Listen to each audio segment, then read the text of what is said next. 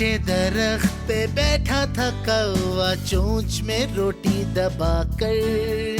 लोमड़ी को चाहिए था रोटी का टुकड़ा, आई वो प्लान बनाकर।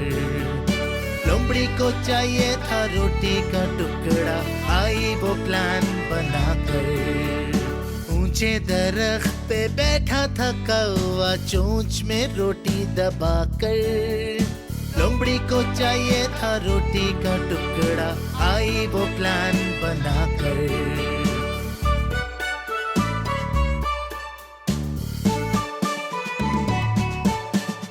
सियानी सी लोमड़ी ने तारीफ कर कर कौवे को बहुत फुसलाया। कौवे ने लोमड़ी की बातों में आकर उसको गाना सुनाया।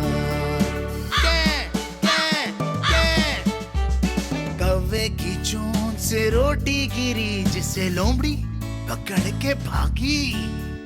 रोटी के लिए तारीफ थी सारी, कौवे को तब अकल आई। रोटी के लिए तारीफ थी सारी, कौवे को तब अकल आई।